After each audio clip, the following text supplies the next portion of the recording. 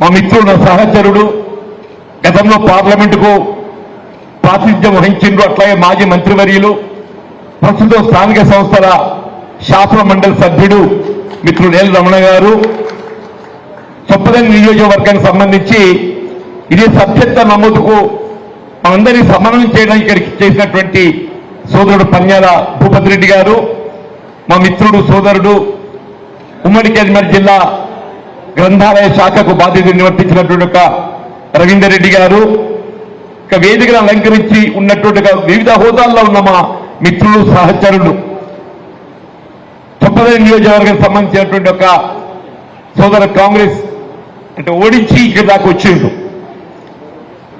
రావాలగా భావనతో ఇక్కడ రావాలని చెప్పని వచ్చినామని చెప్పంటున్నాను.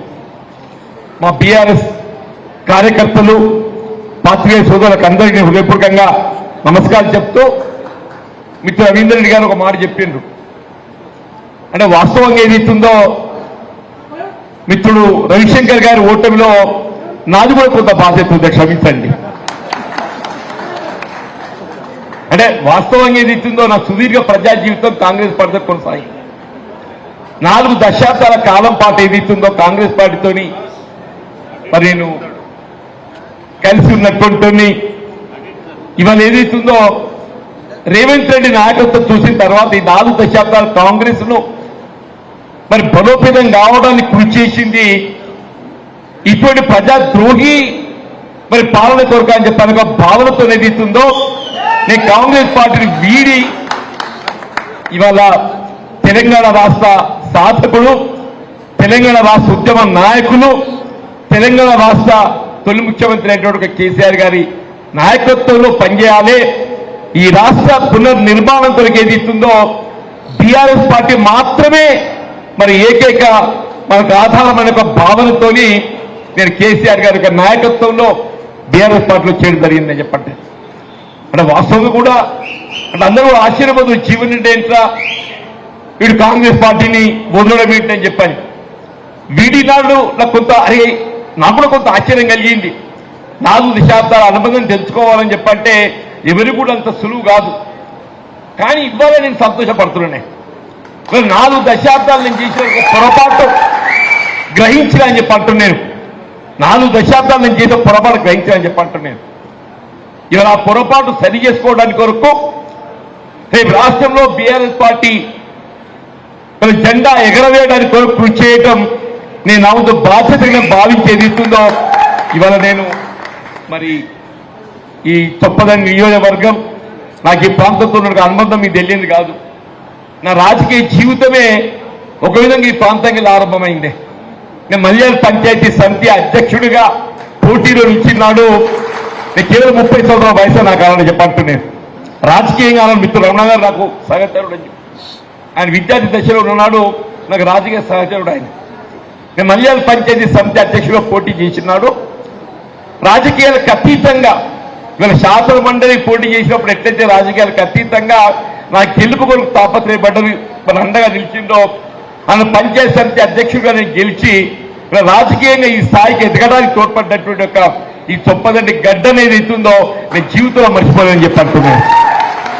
ఏదైనా కానీ ఏమంటున్నా ఈ గతంలో సరే నాతో జరిగినటువంటి ఒక అప్పటి పరిస్థితులు దాన్ని సరి చేసుకోవడానికి కొరకు ఇక్కడ బీఆర్ఎస్ పార్టీ జెండా ఎగరవేయటం నా యొక్క బాధ్యత భావించి రవిశంకర్ గారు ఏది ఇస్తుందో మీ అందరి యొక్క నాయకత్వంలో ముందుకు పోయేటువంటి యొక్క కృషి నా చేతుల మీద చేస్తానని చెప్పని కూడా ఈ సందర్భం చేస్తానని చెప్పండి. ఇప్పుడు రాజకీయంగా ఏ పార్టీ కానీ మంచి చేస్తానని చెప్పి భావిస్తాం. తెలంగాణ తొలి ముఖ్యమంత్రి కేసీఆర్ గారు ఏది ఇస్తుందో ఆనాడు దేశంలో కాదు అంతర్జాతీయంగా కూడా ఎక్కడ లేని విధంగా ఇక్కడ వ్యవసాయ మరి ప్రోత్సహించే విధంగా రైతు బంధే కానివ్వండి, ధాన్యం సేకరణే కానివ్వండి, రుణమాఫీ కానివ్వండి, ఇన్ని కార్యక్రమాలు చేపట్టేటప్పటికి కూడా ఏదైతుందో ఇక్కడ మొన్న పోయిన ఎన్నికలు 23లో అంతకైనా మెరుగైన రీతిలో అంటే కేసీఆర్ గారు 10,000 రైతు బంధు ఇస్తే మీకు కాంగ్రెస్ వేస్తే 15,000 ఇస్తామని చెప్పండి. కాంగ్రెస్ ₹1,00,000 రుణమాఫీ చేస్తే మేము 2 లక్షలు చేస్తామని చెప్పండి. ఈ విధంగా అలవి కానీ వాగ్దానాలు చేయడంతో ఏది ఇస్తుందో కాంగ్రెస్ పార్టీకి అవకాశం కల్పించింది. సరే ఏదైనా కానీ ఎన్నికల్లో చేసే వాగ్దానాలు అమలు చేయడం ఆ పార్టీ యొక్క బాధ్యత భావిస్తారని చెప్పంట.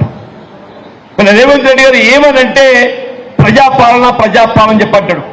ఇది ప్రజాపాలన కాదు ఆయన, ఇది ప్రజా వంచన పాలన చెప్పని పేర్కొడు. ప్రజా వంచన పాలన చెప్పంటున్నాం. నువ్వు నిజంగానే ప్రజాపాలన భావించినట్టయితే ఎన్నికల్లో చేసే వాగ్దానాలు అమలు చేయవు అని చెప్పంటూ నేను. నువ్వు ఎన్నికల్లో రైతులు, ఇక్కడ అందరూ కూడా రైతులు మేము ఇప్పుడే చెప్పిండ్రు, మన కులానికి ఎవరమైనా వ్యవసాయంపై ఆధారపడే వారందరం కూడా రైతులమే చెప్పంటున్నారు. రైతాంగాన్ని ఏదైతుందో నువ్వు ఆకర్షించడానికి 10,000 స్థానే 15,000 రూపాయలు ఏదైతే రైతు భరోసా ఇస్తాను. ఏమైందే? 3 పంటలు ఎగ్గుట్టమని చెప్పంటారు, 3 పంటలు ఎగ్గుట్టమని చెప్పంటారు. కనీసం 6 కాలం కష్టపడితే ఆ వచ్చిన మన దిగుబడికి ఏదైతుందో మద్దతు ధర కల్పింపచేయటం ప్రభుత్వ బాధ్యత అని చెప్పంటారు. మిత్రుడు రవిశంకర్ గారు ఆయన వ్యవసాయం ఏం మేరకుందో నాకు తెలియదు, కానీ మన చొప్పదండి నియోజకవర్గం కాదు, ఉమ్మడి కరీంనగర్ జిల్లాలో రైతాంగం పక్షాన పోరాటం చేసేది ఇస్తుందో వారి మద్దతు కల్పింపజేయడానికి ముందు నుంచి ఉద్యమం చేసినట్టు ఒక ఘనత రవిశంకర్ గారు తప్పుతుందని చెప్పారు. అనాడు ఏదో గుర్తుందన్న, పూనూరులో వారు ఏదైతే అఖిలపక్షం ఆధ్వర్యం లోపల వారు మరి నిరసన కార్యక్రమం చేపట్టింది. దాంతో జగిత్యాల జిల్లా అధికార యంత్రాంగం మొత్తం కదిలొచ్చింది. జగిత్యాల జిల్లా అధికార యంత్రాంగం మొత్తం కదిలొచ్చిందని చెప్పంటుంది.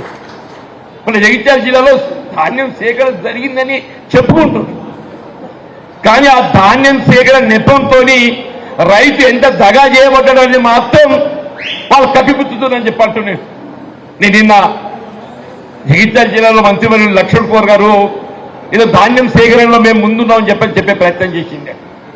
నువ్వు ధాన్యం సేకరణ ముందుండు కాదన్న ఆయన, ధాన్యం సేకరణ నెపంతో ఏదైతుందో మిల్లర్లు ఏ విధంగా రైతాంగం దోపిడీ గురి చేసిందో దాని గురించి ఆలోచన చేయమని చెప్పింది నేను. ప్రతి క్వింటల్ కు ఏదైతుందో 5 కిలోలు మినిమం దోపిడీ, మినిమం సంచికి 3 కిలోలే.